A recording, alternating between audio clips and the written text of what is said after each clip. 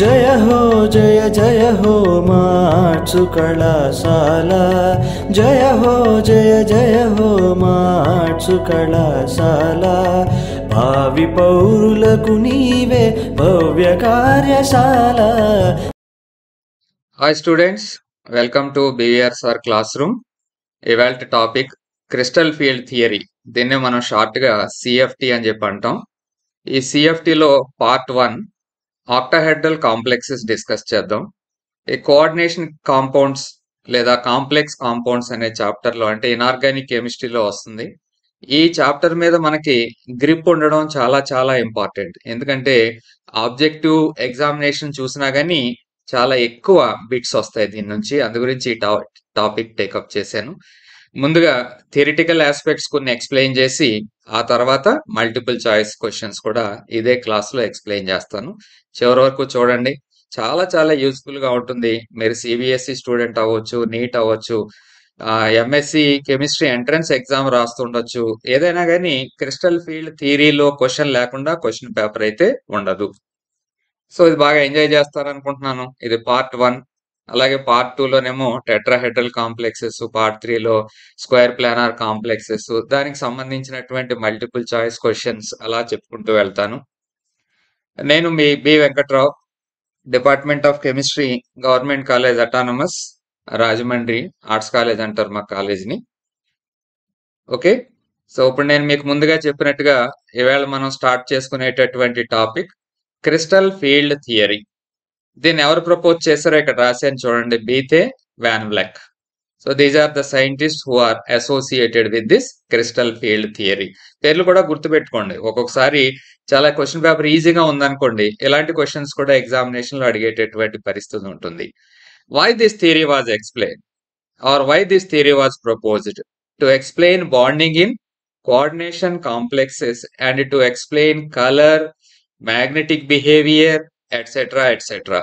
So ఈ type of properties ని explain చేయడం కోసం ఈ బీతే అండ్ వాన్ వ్లెక్ అనే శాస్త్రవేత్తలు క్రిస్టల్ ఫీల్డ్ థియరీని ప్రపోజ్ చేయడం జరిగింది. It is based on a purely electrostatic interaction between the ligands and the metal ion. ఈ పాయింట్ మనకి చాలా చాలా ఇంపార్టెంట్. ఇంతకు ముందు చాలా థియరీస్ చెప్పుకున్నాం. For example valence bond theory లాంటివి చెప్పుకున్నాం. అక్కడ ఎక్కువ శాతం మనం కోవలెన్సీ గురించి మాట్లాడతాం. కానీ ఇక్కడ క్రిస్టల్ ఫీల్డ్ థియరీలో చూడండి, ప్యూర్లీ ఎలక్ట్రోస్టాటిక్ ఇంటరాక్షన్. దేనికి మధ్యన? లిగాండ్స్ కి మెటల్ అయాన్ కి మధ్యన. లిగాండ్ అని దేన్ని అంటామంటే that species which has the ability to donate at least a pair of electrons. కనీసం ఒక జత ఎలక్ట్రాన్ని డొనేట్ చేసే స్వభావం ఉన్నటువంటి కెమికల్ ఎంటిటీని లైగాండ్ అని చెప్పి పిలుస్తాం. వీటి గురించి డీటెయిల్డ్ గా స్టెప్ బై స్టెప్ మనకు అన్ని వస్తాయి. Okay, what are the common types of geometries that we come across in complexes అంటే ఆక్టాహెడ్రల్ జామెట్రీ చూస్తాం, టెట్రాహెడ్రల్ చూస్తాం, స్క్వేర్ ప్లానార్ చూస్తాం, టెట్రాగోనల్ చూస్తాం. వీటన్నిటి గురించి కూడా చాలా చక్కగా మీకు స్టెప్ బై స్టెప్ ఎక్స్ప్లెయిన్ చేసుకుంటూ వెళ్తాను. అయితే ఇక్కడ ఏం చెప్పుకున్నాం ఈ పాయింట్, సెకండ్ పాయింట్ లో ప్యూర్లీ ఎలక్ట్రోస్టాటిక్ ఇంటరాక్షన్ అన్నాం. అంటే అయానిక్ నేచరే ఉంటుంది. దేనికి మధ్యన?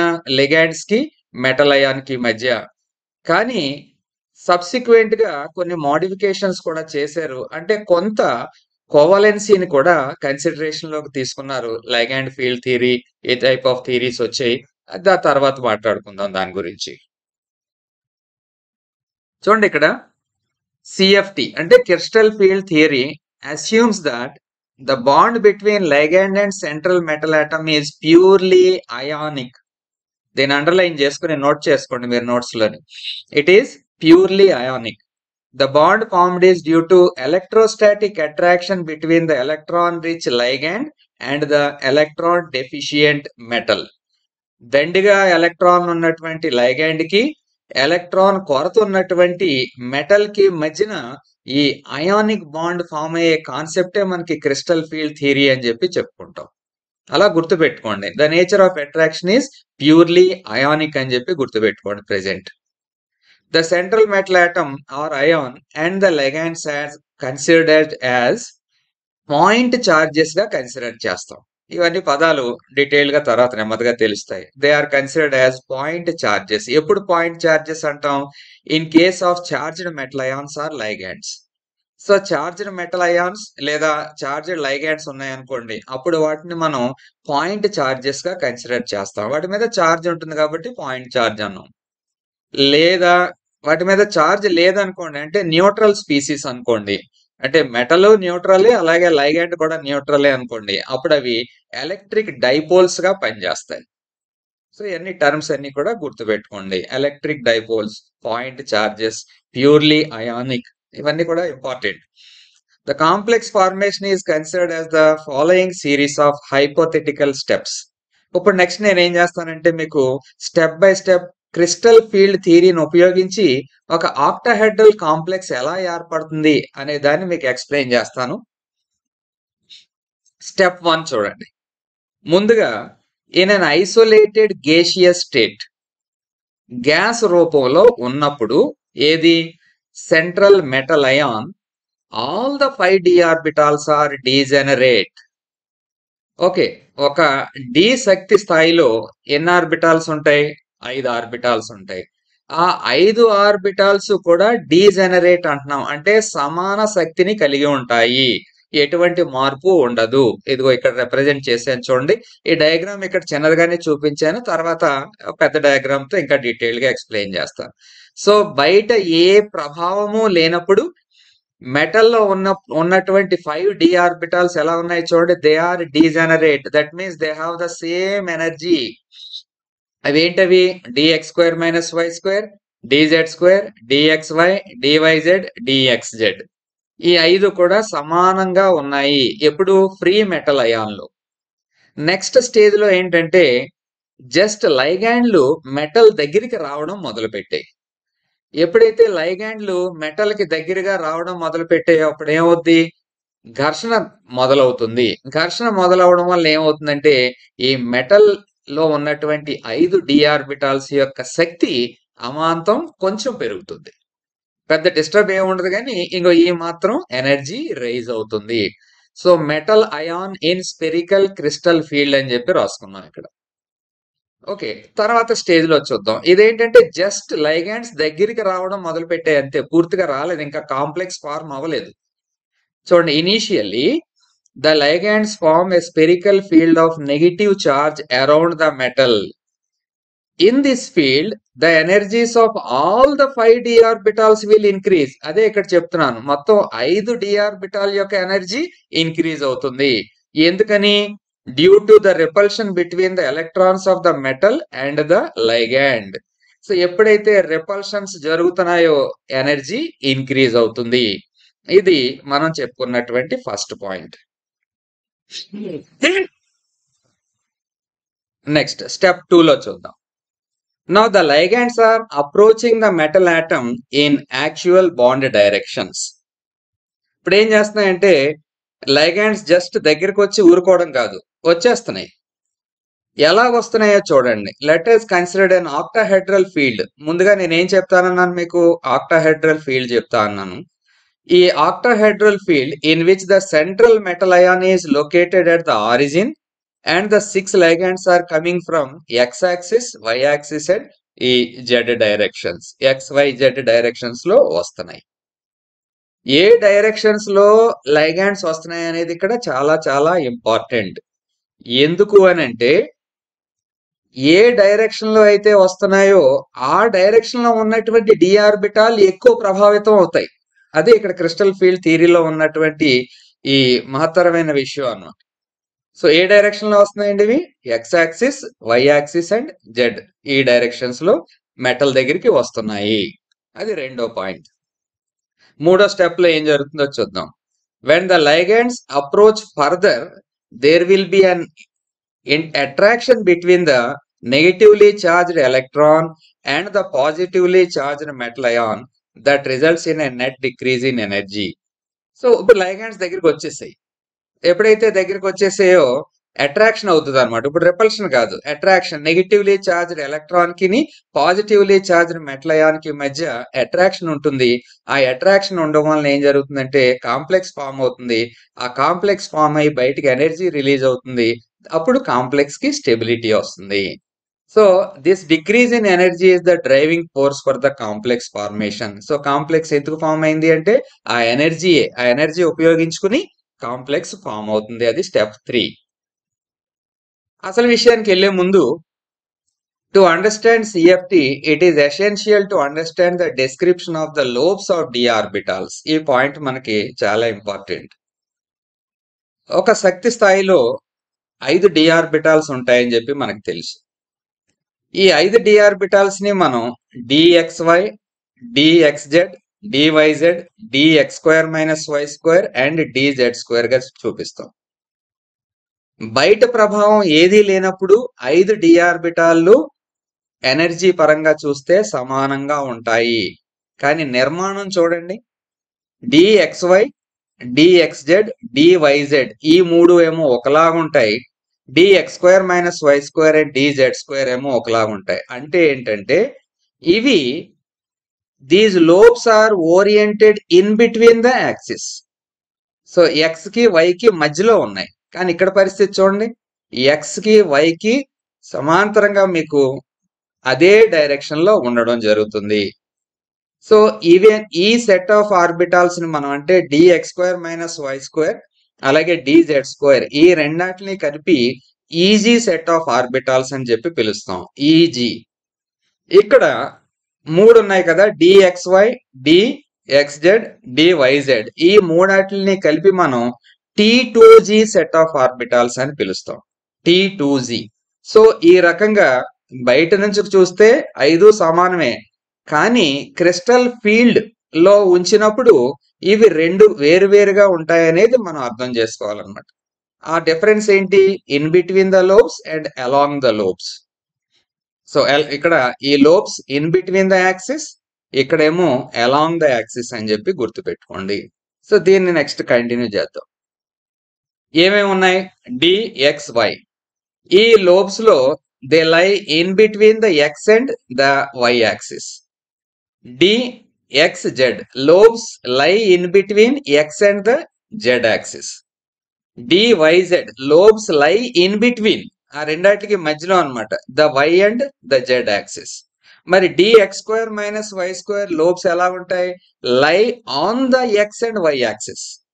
అలాగే dz2 చూడండి, there are 2 lobes on the z axis and there is a donut shaped ring that lies on the xy plane around the other 2 lobes. So అది మీకు డిస్క్రిప్షన్ లో రాసినటువంటిదే. ఇంకా కొంచెం క్లారిటీ మీకు ఏ డయాగ్రామ్ కావాలంటే ఆ డయాగ్రామ్ యూజ్ చేసుకోండి. ఇవి 2 ఒక రకం. వీటిని ఏమని పిలుస్తారు? dx2 - y2 అండ్ dz2 అంటే ఈజీ సెట్ ఆఫ్ ఆర్బిటాల్స్. మరి ఇవి 3 ఒక రకం, dxy, dyz, dxz ఈ మూడాటిని ఏమంటాం? T2G సెట్ ఆఫ్ ఆర్బిటాల్స్ అని చెప్పి అంటారు అని చెప్పాను. దీన్నే కొంచెం కలర్ఫుల్ గా ఉండే విధంగా నోట్ చేసుకోవడం జరిగింది. సో 3 కూడా ఒకటే రకమైనటువంటి రిప్రజెంటేషన్. మీకు ఏది నచ్చితే దాన్ని ఫాలో అవ్వండి. స్టెప్ 4. ఇప్పుడు అసలు విషయానికి వద్దాం. In the transition metal complexes the geometry about the metal ions ఏముంటాయని చెప్పాను స్టార్టింగ్ లోనే. ఆక్టాహెడ్రల్ గా ఉండొచ్చు జామెట్రీ నిర్మాణం, టెట్రాహెడ్రల్ ఉండొచ్చు, స్క్వేర్ ప్లానర్ ఉండొచ్చు, టెట్రాగోనల్ ఉండొచ్చు. ఈ రకంగా కొన్ని స్ట్రక్చర్స్ కాంప్లెక్స్ కాంపౌండ్స్ ఏర్పరిచేటటువంటి పరిస్థితి ఉంటుంది. ఇక్కడ the field provided by the ligands is not at all spherically symmetrical. చూడండి ఎలా ఉందో. The field provided by the ligands అంటే లైగాండ్స్ బయట నుంచి వస్తుంటే ఏం జరుగుతుంది? ముందేమో రిపల్షన్స్ ఉంటాయి, తర్వాత ఏమో అట్రాక్షన్స్ ఉంటాయి. ఏదైనా కావచ్చు, అట్రాక్షన్స్ ఆ రిపల్షన్స్ అని పక్కన పెడితే అది ఏమాత్రం స్పెరికల్ గా ఉండదు, స్పెరికల్లీ సిమెట్రికల్ కాదు. అలా కాకుండా ఎలా ఉంటుంది అంటే చూడండి, డి ఆర్బిటాల్లో వ్యత్యాసం ఉందని చెప్పుకున్నాం కదా, 2 రకాలైనటువంటి సెట్లు, T2G సెట్ ఒకటి, ఈజీ సెట్ ఒకటి. అంటే T2G సెట్ లో లోబ్స్ ఎలా ఉంటాయి? ఆ యాక్సిస్ మధ్యలో ఉంటాయి. ఈజీ సెట్ లో ఎలా ఉంటాయి? అలాంగ్ ద యాక్సిస్ ఉంటాయి. అందు గురించి ఆ అప్రోచ్ స్పెరికల్లీ సిమెట్రికల్ కాదు. అందువలన ఏమవుతుందంటే 2 సెట్లుగా విడిపోతాయి అన్నమాట. Therefore, the d orbitals are unequally affected by the ligands and degeneracy of d orbitals in metal is removed and split into different energy levels. What are those different energy levels? T2Z, ఇంకొకటేమో e g, T2Z and e g. So ఇక్కడ ఈ diagram ఒక్కసారి just మళ్ళీ brief గా observe చేయండి. ఏమీ లేనప్పుడు ప్రశాంతంగా లోయర్ ఎనర్జీలో ఉన్నాయి, ఫ్రీ మెటల్ అయాన్. ఇప్పుడు జస్ట్ లైగాండ్లు రావడం మొదలు పెట్టాయి. ఎప్పుడైతే లైగాండ్లు రావడం మొదలు పెట్టాయో ఏమవుతుంది, ఆ రిపల్షన్ వలన డి ఆర్బిటాల్స్ యొక్క ఎనర్జీ కొంచెం రైజ్ అయింది. ఇక్కడ ఏంటి అంటే metal ion in octahedral crystal field, అంటే లైగాండ్స్ వచ్చేసాయి. లైగాండ్స్ వచ్చేసినప్పుడు ఏం జరుగుతుంది అని చెప్పన్నానంటే, లైగాండ్లు ఏ డైరెక్షన్ లో వస్తున్నాయి, అలాంగ్ ద యాక్సిస్ వస్తున్నాయి. సో లోబ్స్ యాక్సిస్ వైపుగా డైరెక్ట్ అయితే ఎక్కువ రిపల్షన్ ఉంటుంది. అలా కాకుండా ఇన్ బిట్వీన్ ద యాక్సిస్ గానీ ఉంటే తక్కువ రిపల్షన్ ఉంటుంది. మరి ఇన్ బిట్వీన్ ద యాక్సిస్ ఉన్నటువంటి డి ఆర్బిటాల్స్ ఏంటి, T2Z సెట్ ఆఫ్ ఆర్బిటాల్స్. అందు గురించి దాని యొక్క ఎనర్జీ తగ్గుతుంది. ఇక్కడ చూడ చాలా క్లియర్ గా T2Z ఆర్బిటాల్స్, దీని ఎనర్జీ తగ్గింది. మరి రెండోది ఏంటి, easy set of orbitals, repulsions ఎక్కువగా ఉండడం వలన దీని ఎనర్జీ పెరిగింది. ఓకే, ఈ రెండాట్ల ఎనర్జీ పెరిగింది, ఈ మూడాట్ల ఎనర్జీ తగ్గింది, ఇది బానే ఉంది. కానీ మొత్తం మీద మాత్రం ఆ జీరో సెంటర్ ని మెయింటైన్ చేయాలి. దీన్నే మనం బ్యారీ సెంటర్ అని చెప్పి పిలుస్తాం అన్నమాట. ఈ middle line Barry centre. Barry centre కంటే ఈజీ ఆర్బిటాల్స్ ఏమో పైకి వెళ్ళిపోతాయి, T2Z ఆర్బిటాల్స్ ఏమో కిందకు వస్తాయి. T2Z ఆర్బిటాల్స్ ఏమో స్టెబిలిటీని పొందుతాయి, ఈజీ ఆర్బిటాల్స్ ఏమో డీస్టెబిలైజ్ అవుతాయి. ఎప్పుడు metal ion in octahedral crystal field. అలా కాకుండా మళ్ళీ టెట్రాహెడ్రల్, స్క్వేర్ ప్లానర్ అంటే అక్కడ మళ్ళీ ఆ స్టోరీ వేరే. ప్రస్తుతానికి ఆక్టాహెడ్రల్ చెప్పుకుంటున్నాం కాబట్టి ఆక్టాహెడ్రల్ వరకు స్టిక్ ఆన్ అవ్వండి. సో ఈ 3 దశల్లో మీకు చాలా క్లియర్ గా అర్థమైంది అని చెప్పి అనుకుంటున్నాను. ఏమీ లేనప్పుడు, జస్ట్ లైగాండ్స్ వస్తున్నప్పుడు, లైగాండ్స్ వచ్చేసాక T2Z సెట్, ఈజీ సెట్ గా డివైడ్ అయిపోతాయి.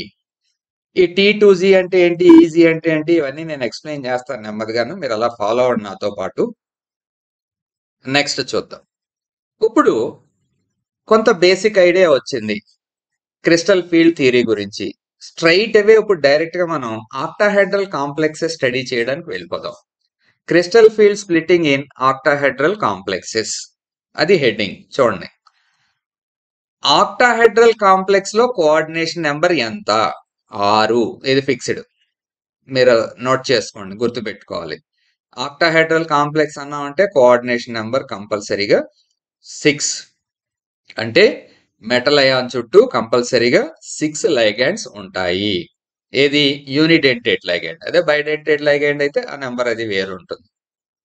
If the 6 ligands approach the metal ion along the axis, the easy orbitals, చూడండి ఇక్కడ ఇదే చెప్పాను మీకు ఇందాక, if the 6 ligands approach the metal ion along the axis, the easy orbitals, that is dx square minus y square and dz square, which are directed along the axis, are more repelled by the ligands than the T2Z set of orbitals.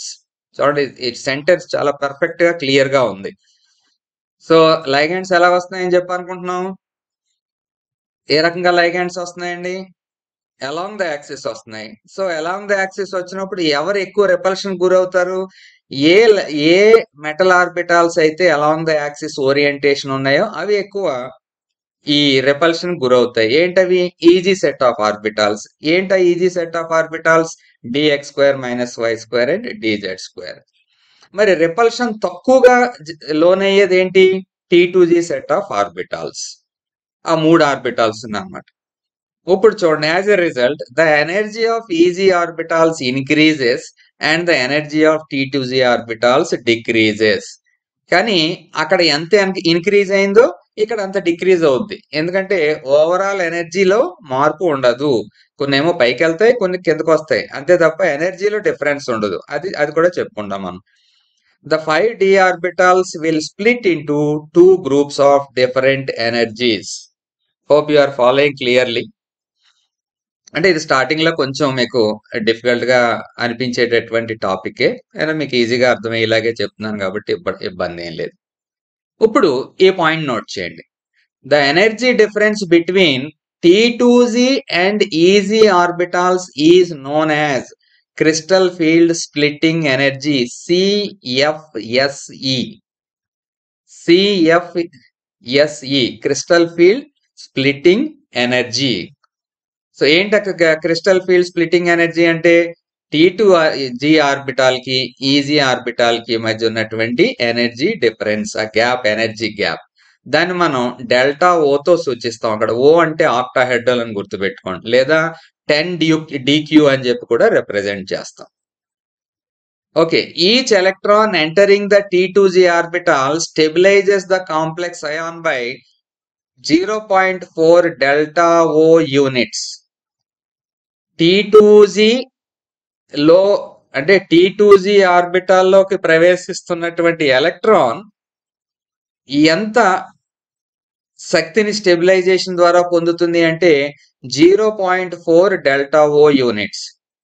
అలాగే each electron entering the e g orbitals destabilize the complex ion by 0.6 delta O units. ఇది గుర్తుంచుకోవాలి. So electron ఎప్పుడు ఎందులోకి వెళ్ళాలని ప్రయత్నిస్తుంది? Stabilize చేయడానిక, destabilize చేయడానిక? Definitely stabilize చేయడానికి. సో T2Z లోకి వెళ్తే ఎంత వస్తుంది గెయిన్? 0.4 డెల్టా ఓ. మరి ఈజీలోకి వెళ్తే ఎంత? 0.6 డెల్టా ఓ డీస్టెబిలైజ్ అవుతుంది కాంప్లెక్స్. ఈ వాల్యూస్ గుర్తుపెట్టుకోవాలి. దీని నుంచి యాక్చువల్ వాల్యూ తర్వాత క్యాలిక్యులేట్ చేస్తాం.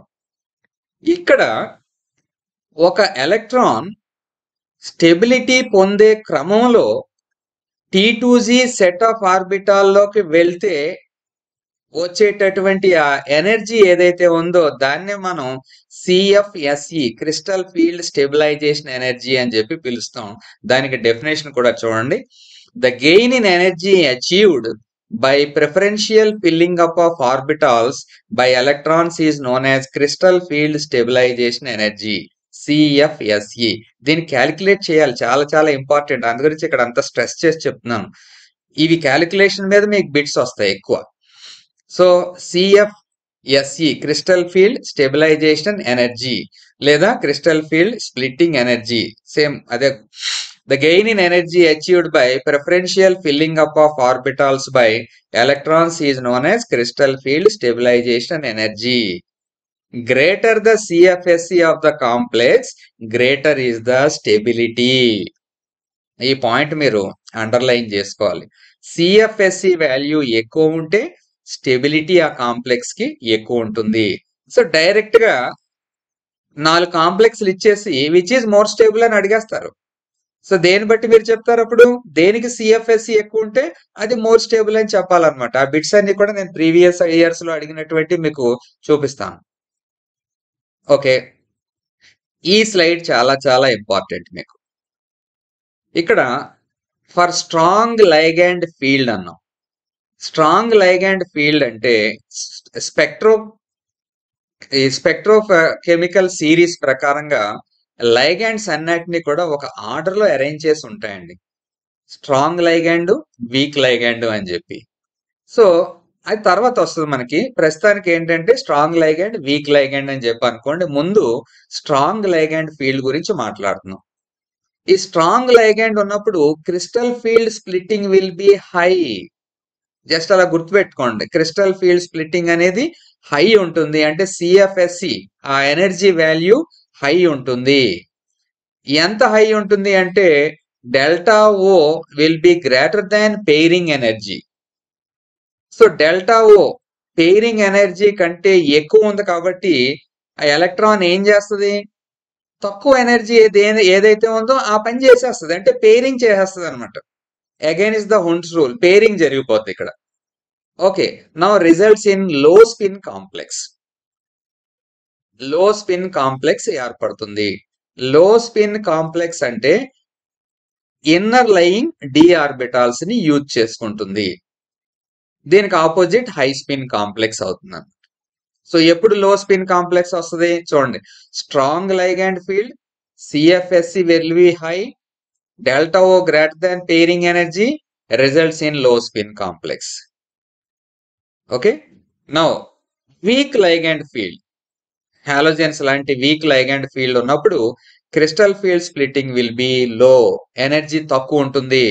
అప్పుడు delta oh will be less than pairing energy. ఏది తక్కువ ఉంటే అందులోకి వెళ్తుంది అనమాట ఎలక్ట్రాన్. ఇక్కడ ఏంటి, డెల్టా ఓ తక్కువ కాబట్టి results in high spin complex. అంటే ఈజీ సెట్ ఆఫ్ ఆర్బిటాల్లోకి ఎలక్ట్రాన్ ప్రవేశించడానికి ఎక్కువ ఇంట్రెస్ట్ చూపిస్తుంది. అటువంటి దాన్ని మనం హై స్పిన్ కాంప్లెక్స్ అంటాం. ఓకేనండి. ఈ రకంగా జస్ట్ ఈ స్లైడ్ చాలా ఇంపార్టెంట్ ఉంటుంది మనకి. బట్టి గుర్తు పెట్టుకోండి, ప్రాబ్లమ్స్ చేసేటప్పుడు ఉపయోగపడుతుంది. ఇంకా కొంచెం డీటెయిల్ గా దీన్ని కానీ చూసినట్టయితే అర్థమవుతుంది. ఇక్కడ blue is equal to ligand donor atom orbitals అన్నారు. 1 2 3 4 5 6 ఈ 6నేమో లైగాండ్స్. T2G సెట్ వరకు వస్తే లైగాండ్స్ అనేవి మెటల్ అయాన్ దగ్గరికి ఎలా వస్తున్నాయో చూడండి. In between the axis, along the axis చూడండి, అబ్జర్వ్ చేయండి.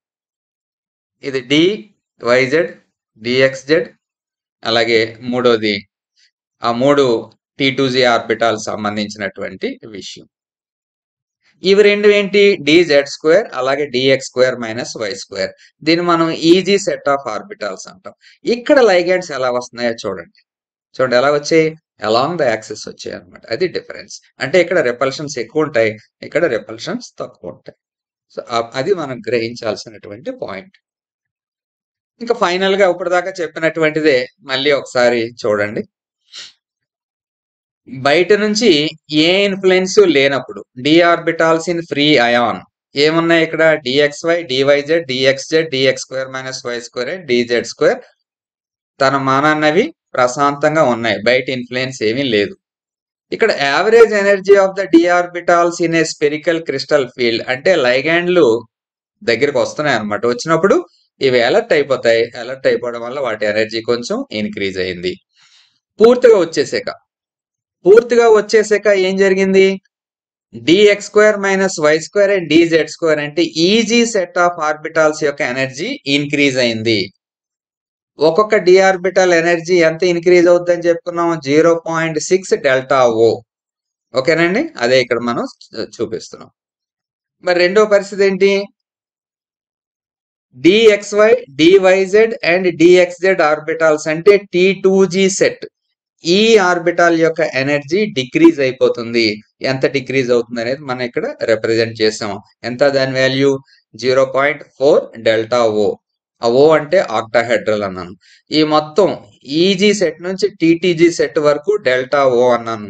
దీన్నే క్రిస్టల్ ఫీల్డ్ స్ప్లిట్టింగ్ ఎనర్జీ అని చెప్పి పిలుస్తామని చెప్పి చెప్పుకున్నాం. ఈ మధ్యలో ఉన్న గీతను ఏమంటారండి, బ్యారీ సెంటర్ అంటాం. ఎనర్జీలో మార్పు ఉండదు, టోటల్ ఎనర్జీ అంతే ఉంటుంది.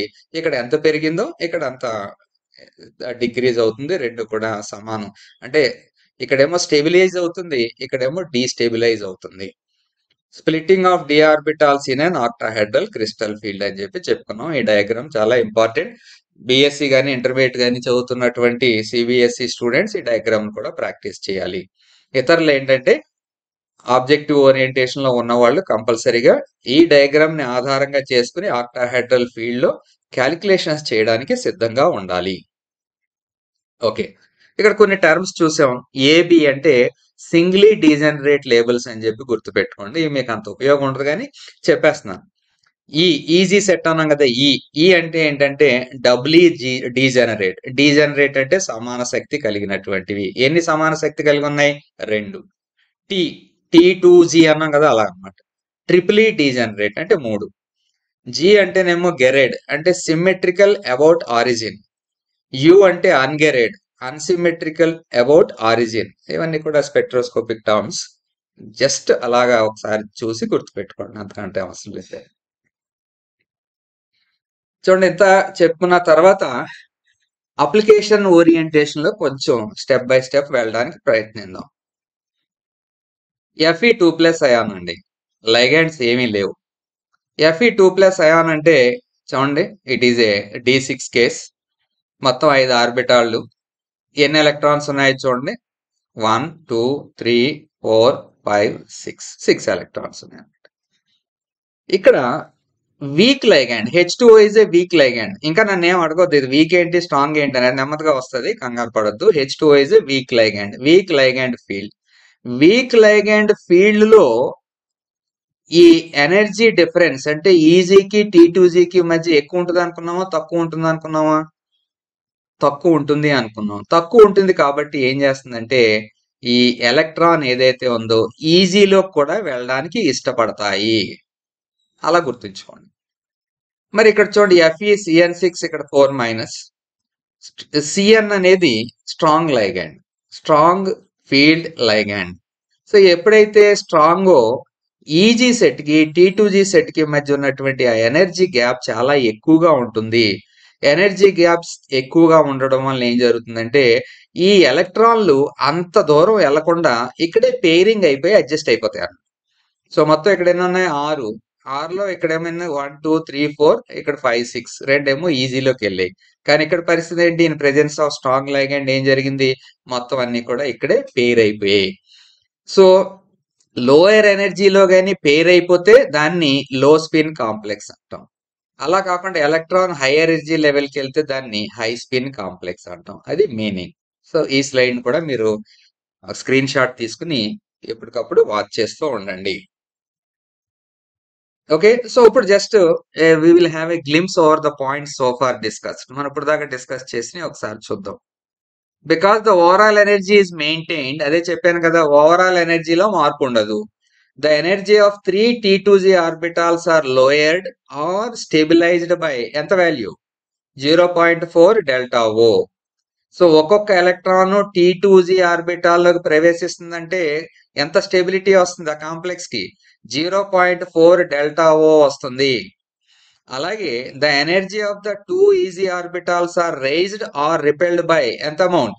0.6 delta O with respect to hypothetical spherical crystal field, లేదా దాన్నే మనం బ్యారీ సెంటర్ అంటాం. అంటే ఒక్కొక్క ఎలక్ట్రాను ఈజీ సెట్ లోకి ప్రవేశిస్తుందంటే ఎంత డీస్టెబిలిటీ వస్తుంది? 0.6 డెల్టా ఓ డీస్టెబిలిటీ అవుతుంది. సో దాన్ని మనం క్యాలిక్యులేట్ చేయాలి ఆ వాల్యూస్ ని. ఓకే, ఈ రకంగా మనం సింపుల్ గా క్రిస్టల్ ఫీల్డ్ థియరీ ఇంట్రడక్షన్ చెప్తూ, ఆక్టాహెడ్రల్ స్ప్లిట్టింగ్ ఏ రకంగా జరుగుతుందో చెప్తూ, అలాగే హై స్పిన్ కాంప్లెక్స్ అంటే ఏంటి, లో స్పిన్ కాంప్లెక్స్ అంటే ఏంటి, అవి ఏ రకంగా అరేంజ్ అవుతున్నాయి, ఎప్పుడు హై స్పిన్ ఫామ్ అవుద్ది, ఎప్పుడు లో స్పిన్ ఫామ్ అవుద్ది, ఈ విషయాలు కూడా మీకు చెప్పిన తర్వాత జస్ట్ కొంచెం బ్రీఫ్ గా multiple choice questions previous years లో ఎలా అడిగారో చూద్దాం. ఒకటి గుర్తుంచుకోండి, మీకు ఎక్కడైనా చాలా కష్టమైనటువంటి బిట్ తగలొచ్చు.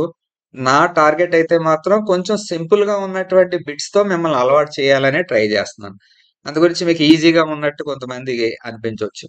సో ఏదేమైనా నా చాయిస్ అయితే మాత్రం అదే, ఈజీగా ఉన్నటువంటి క్వశ్చన్స్ మీకు అలవాటు చేస్తే ఎక్కువ మందికి ఉపయోగకరంగా ఉంటుంది అని చెప్పి. ఈ క్వశ్చన్ చూడండి, అఫ్ కోర్స్ ఆన్సర్ పక్కన ఉంది, దాన్ని పట్టించుకోకండి. Which transition of electrons will be observed in the following when titanium 3+ ion having complex absorbs visible light? titanium 3+ ion. మీకు వ్యాలెన్స్ బాండ్ థియరీ చెప్పేటప్పుడు ఒక మాట చెప్పానండి. ట్రాన్సిషన్ ఎలిమెంట్స్ యొక్క ఎలక్ట్రానిక్ కాన్ఫిగరేషన్ మీద గ్రిప్ లేకపోతే మనకి చాలా కష్టం, కోఆర్డినేషన్ కెమిస్ట్రీ మీద కూడా మనకి గ్రిప్ రాదు అని చెప్పాను. So titanium 3+ ion, scandium, titanium, vanadium, chromium, manganese, iron, cobalt, nickel, copper, zinc, వాటి యొక్క ఎలక్ట్రానిక్ కాన్ఫిగరేషన్ పక్కాగా మనకు రావాలి. సో ఇప్పుడు మీరు రాసి చూసారనుకోండి, టైటానియం 3+ అయాను అంటే వ్యాలెన్స్ లెవెల్లో ఒకే ఒక ఎలక్ట్రాన్ ఉంటుంది. ఆ ఎలక్ట్రాన్ మనకి ఆక్టాహెడ్రల్ ఫీల్డ్ లో తీసుకున్నప్పుడు ఎందులో ఉంటుంది అని చెప్పి అడుగుతున్నారు అనమాట.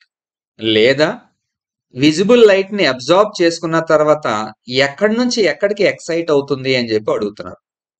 సో ఇక్కడ పక్కన ఆన్సర్ రాశాం కాబట్టి ముందుగానేమో స్టెబిలిటీ కోసం ఆ ఉన్నటువంటి ఏకైక ఎలక్ట్రాన్ ఎందులోకి వెళ్తుందండి? T2Gలోకి వెళ్తుందా, ఈజీలోకి వెళ్తుందా? Definitely it goes to T2G. T2Gలోకి వెళ్ళడం వల్ల స్టెబిలిటీ పొందుతుంది. ఎంత స్టెబిలిటీ వస్తుంది? 0.4 డెల్టా ఓ స్టెబిలిటీ వస్తుంది. చూడండి, అదే T2Gలో ఒక ఎలక్ట్రాన్ ఉంది, ఈజీలో ఎలక్ట్రాన్ లేదు. ఇప్పుడు ఇది ఎనర్జీని అబ్జార్బ్ చేసుకుంటుంది. ఏ ఎనర్జీ? Absorbs visible light. సుమారు 5000 యాంగ్స్ట్రామ్ యూనిట్స్ రేంజ్ లో అబ్జార్ప్షన్ జరుగుతుంది. జరిగితే ఎలక్ట్రాన్ ఎక్కడి నుంచి ఎక్కడికి వెళ్ళిందో చూడండి, T2G లోంచి ఈజీలోకి ఎలక్ట్రాన్ వెళ్ళింది అనేది ఆన్సర్. మిగిలినవి అది కాదు. ఇక్కడేమో T2G 0 అన్నారు, ఈజీ 1 అన్నారు. T2G నిండకుండా ఈజీలోకి ఎలక్ట్రాన్ వెళ్ళదండి. సో మిగిలిన ఆప్షన్స్ కూడా అదే రకంగా ఉంటుంది. ఇక్కడ T2G 2 అన్నారు, లేదు ఉన్నది ఒకటే ఒక ఎలక్ట్రాన్ ఉంటుంది. సో ఈ ఆప్షన్ కూడా కాదు.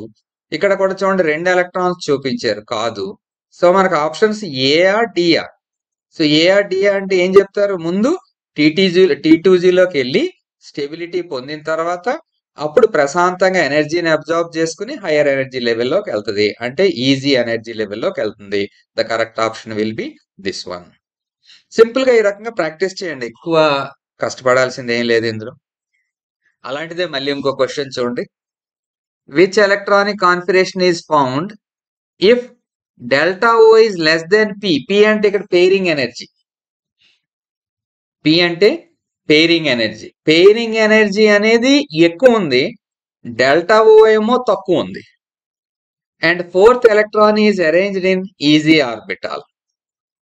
సో డెల్టా ఓ అంటే ఆ energy difference between e g and T2G is less then pairing energy. Pairing జరగాలంటేనే ఎక్కువ ఎనర్జీ కావాలి. అంటే ఇది ఏ రకమైనటువంటి అరేంజ్మెంట్ వస్తుంది అనేది మీరు ఇప్పుడు చూడాలి. సో డెఫినెట్ గా ఇది హై స్పిన్ కాంప్లెక్సే ఫామ్ అవుతుంది. హై స్పిన్ కాంప్లెక్స్ అంటే చూసుకోండి, ఇక్కడ T2Gలోనేమో 3 ఉంటాయి, 4 ఎలక్ట్రాన్ ఏమో ఈజీలోకి వెళ్ళిపోతుంది. ఈజీలోకి ఎందుకు వెళ్ళిపోతుంది అంటే T2Gకి ఈజీకి ఎనర్జీ డిఫరెన్స్ చాలా తక్కువ. దేనికంటే తక్కువ, పేరింగ్ ఎనర్జీ కంటే తక్కువ.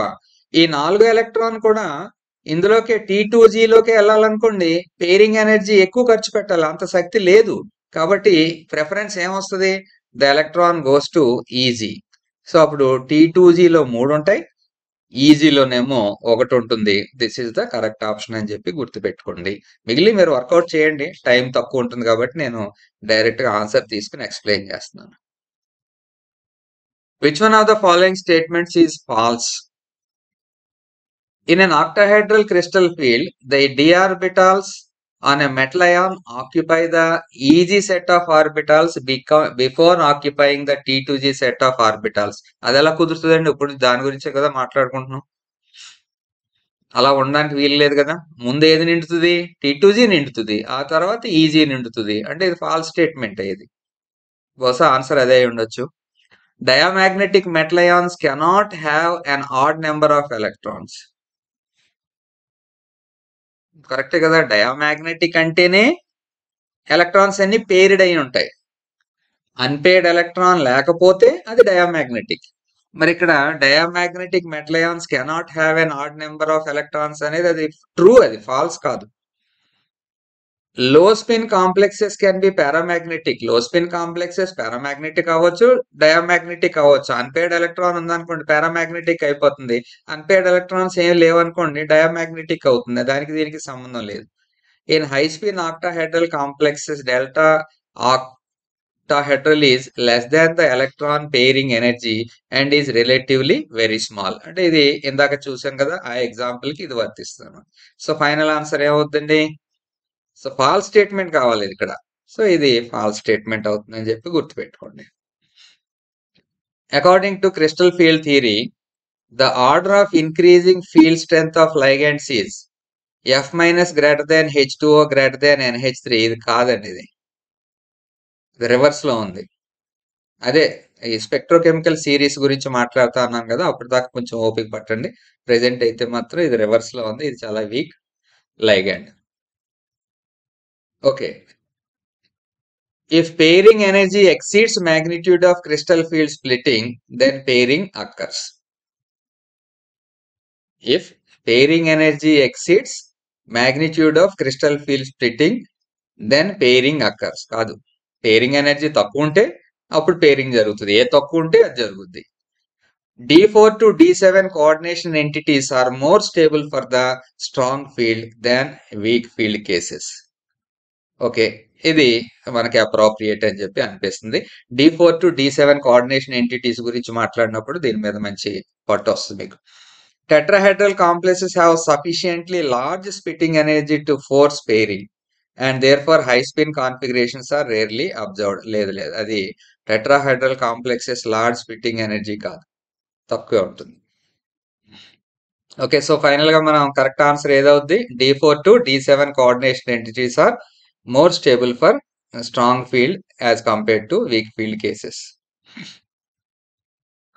Which of the following cannot be explained by crystal field theory? First one, order of spectrochemical series. దీన్ని మనం క్రిస్టల్ ఫీల్డ్ థియరీ ద్వారా ఎక్స్ప్లెయిన్ చేయలేం. ఇదంతా కూడా ఆల్రెడీ మనకి డేటా ఉంటుంది, ఆ డేటా ప్రకారంగా వెళ్ళిపోతాం అంతేగాని క్రిస్టల్ ఫీల్డ్ థియరీ దీని గురించి పెద్దగా మాట్లాడదు. స్టెబిలిటీ ఆఫ్ మెటల్ కాంప్లెక్సెస్ గురించి చెప్పుకోగలం, మ్యాగ్నెటిక్ ప్రాపర్టీస్ గురించి చెప్పుకోగలం, కలర్ గురించి చెప్పుకోగలం, కానీ స్పెక్ట్రోకెమికల్ సిరీస్ యొక్క ఆర్డర్ గురించి క్రిస్టల్ ఫీల్డ్ థియరీ పెద్దగా మాట్లాడదు. సో అది మనకి కరెక్ట్ ఆన్సర్ అవుతుంది. What type of bond is ligand to metal in complex? L అంటే లైగాండ్ అండి, ఎం అంటే మెటల్. లైగాండ్ టు మెటల్ అంటే ఒక electron pair. What is a ligand? A ligand is a species which has the ability to donate a pair of electrons. మరి ఒక pair of electrons ఇచ్చేదాన్ని ఏ రకమైనటువంటి bond అంటాం? అయానిక్ కాదు, మెటాలిక్ కాదు, covalent కాదు. It will be coordinate covalent bond. ఇది lower classes లో మీరు నేర్చుకున్నటువంటి విషయం. Who gave metal coordination theory? Alfred Werner అండి. ఈయన పేరు గుర్తుపెట్టుకోండి, ఆల్ఫ్రెడ్ వెర్నర్. ఈ నోబెల్ ప్రైజ్ కూడా వచ్చింది దీనికి. ఆల్బర్ట్ వెర్నర్ కూడా ఇక్కడ జస్ట్ కన్ఫ్యూజ్ చేయడానికి ఇచ్చారు. It is Alfred Werner. What is the nature of ligand in complex compounds? Electron ఇచ్చేదాన్ని లెవిస్ బేస్ అంటాం అండి. ఎలక్ట్రాన్ తీసుకునేదాన్ని, పెయిర్ ఆఫ్ ఎలక్ట్రాన్స్ తీసుకునేదాన్ని లెవిస్ యాసిడ్ అంటాం. మరి లైగండ్ దేనిగా పనిచేస్తుంది? ఎలక్ట్రాన్ పెయిర్ ఇస్తుంది కాబట్టి it is a Lewis base. What is the electrical charge of pentacarbonyl iron O complex? Of course ఇక్కడ ఆన్సర్ కూడా ఇక్కడ ఇచ్చేసారు. సో ఆన్సర్ ఈజ్ 0 అవుతుంది. పెంటాకార్బనైల్ అది పక్కన పెట్టండి. కార్బోనైల్ అనే పదం కనపడింది అనుకోండి, అక్కడ ఎలక్ట్రికల్ ఛార్జ్ అంటే ఆక్సిడేషన్ స్టేట్ 0. నోట్ చేసుకోండి ఆ పాయింట్. పదే పదే ఇలాంటి క్వశ్చన్స్ అడుగుతూ ఉంటారండి. కార్బనైల్ కాంపౌండ్స్ లో మెటల్ చార్జ్ లేదా ఆక్సిడేషన్ స్టేట్ 0, ఫిక్స్డ్ అది. What is the second valency of metal ion in Cr NH4 times OX oxalate అనమాట ఇది, NO3. Second valency. First valency అంటే ఏంటి, సెకండ్ వ్యాలెన్సీ అంటే ఏంటి? ఫస్ట్ వ్యాలెన్సీ అంటే primary valency, that is oxidation state. Second valency అంటే that is simply secondary valency which is equal to coordination number. So coordination number అంటే ఎన్ని ligands ఉన్నాయో చూడండి, లెక్క పెట్టండి. ఇక్కడ 4, OX అంటే ఒక bidentate ligand, 2 6. So answer will be 6. Okay, secondary valency అన్న కోఆర్డినేషన్ నెంబర్ అన్న ఒకటే. సో ఆన్సర్ ఎంత అవుతుందండి? ఇది 6 అనే వాల్యూ వస్తుంది. Which of the following complex ions is most stable? అదే ఇందాక మీకు చెప్పాను ఈ పాయింట్. ఇలా 4 ఇచ్చేసి, ఇది బిఫోర్ లాస్ట్ ఇయర్ ఎప్పుడు అడిగినటువంటి క్వశ్చన్ ఇది. Which of the following complex ions is most stable? ఎక్కడ ఈ మెటల్ అయాన్స్ అన్ని సేమ్, Fe. మరి దేని చూడాలి అప్పుడు మనం? లైగాండ్స్ లో చూడాలి. స్పెక్ట్రోకెమికల్ సిరీస్ లో ఏది స్ట్రాంగ్ లైగాండో దాన్ని గుర్తుపెట్టుకోవాలి, అది కరెక్ట్ ఆన్సర్ అవుతుంది అనమాట. చూడండి ఇక్కడ Cn-, it is a strong ligand. CO, Cn-, ఇవి స్ట్రాంగ్ లైగాండ్స్. సో ఈ స్ట్రాంగ్ లైగాండ్స్ ఏది ఉంటే అక్కడ CFSE ఎక్కువ ఉంటుంది, కాబట్టి వాటి యొక్క స్టెబిలిటీ ఎక్కువ ఉంటుంది అని చెప్పి ఈ రకంగా మీరు గుర్తుపెట్టుకోవాలి, స్టడీ చేయాలి. ఓకే, ఇంకోటి చూద్దాం. What is the hybridization associated with low spin of transition metal? Low spin complex, inner orbital complex. Low spin అంటే ఇన్నర్ ఆర్బిటాల్, అంటే లోపల ఉన్నటువంటి డి ఆర్బిటాల్ ఇన్వాల్వ్ అవ్వాలి. చూడండి ఇక్కడ అన్ని కూడా బయట ఉన్నటువంటి డి ఆర్బిటాల్, ఇదిగో బయట ఉన్నటువంటి డి ఆర్బిటాల్. ఇక్కడ రాయడంలోనే చెప్పేస్తున్నాం, లోపల ఉన్నటువంటి D orbital. D2sp3 will be the correct answer. It is an octahedral complex కూడా అవుతుంది. అలాగే మీరు ఈ విషయాల్లో కొంచెం ఏమన్నా కానీ డౌట్ ఉన్నా మీరు మళ్ళీ వ్యాలెన్స్ బాండ్ థియరీ మీద నా వీడియో ఉంటుంది, చాలా డీటెయిల్ గా ఉంటాయి. ఒకసారి మళ్ళీ దానికి బ్యాక్కి వెళ్ళండి, అది కూడా చూడండి. ఇది బాగా ఎంజాయ్ చేస్తారు ఈ లెసన్స్‌ని. ఎంజాయ్ చేయడం కాదు ఇక్కడ. మీరు రాసేటటువంటి ఆబ్జెక్టివ్ ఓరియెంటెడ్ పేపర్‌లో కోఆర్డినేషన్ కెమిస్ట్రీ నుంచి కనీసం 4 క్వెషన్స్ ఉంటాయి. కనీసం 4 క్వెషన్స్ ఉన్నాయి అంటే ఎంత ఇంపార్టెన్స్ ఇవ్వాలో దాన్ని బట్టి మీరు ఆలోచించండి. నేను మాక్సిమం మీకు ఎగ్జామ్ లోపే ఇవన్నీ కూడా మీకు పెట్టడానికి ట్రై చేస్తాను. హ్యాపీగా మీరు చదువుకోవడం, మంచి ర్యాంక్స్ తేవడం, నాకు మీరు మంచి ర్యాంక్ వచ్చిందని మెసేజ్ పెట్టడం చేద్దురు గాని. ఓకే. సో ఈ రకంగా మనం ఈవేళ కోఆర్డినేషన్ కెమిస్ట్రీ క్రిస్టల్ ఫీల్డ్ థియరీని స్టార్ట్ చేసుకున్నాం. ఆక్టాహెడ్రల్ కాంప్లెక్సెస్ గురించి డీటెయిల్డ్గా చెప్పాను. ఆక్టాహెడ్రల్ కాంప్లెక్సెస్ బేస్ చేసుకుని చాలా చాలా ఇంపార్టెంట్ ప్రీవియస్ ఇయర్స్లో అడిగినటువంటి బిట్స్ కూడా మీకు చెప్పాను.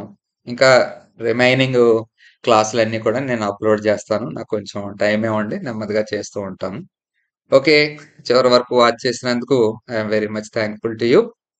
BVR sir class room. మీరు చేస్తున్నటువంటి మిస్టేక్ ఏంటంటే ఎవరో కూడా లైక్లు చేయట్లేదు, అలాగే మీ కామెంట్స్ ఏం పెట్టట్లేదు. మరి ఎందుకనేది అంత టైం వేస్ట్ అనుకుంటున్నారా ఏంటి? అంత బిజీగా ప్రిపేర్ అయిపోతున్నారా? Okay, whatever it may be, అవన్నీ చాలా కౌంట్ అవుతాయండి మనకి ఛానల్కి. Okay, thank you very much. గుర్తుపెట్టుకోండి. Bye, all the best.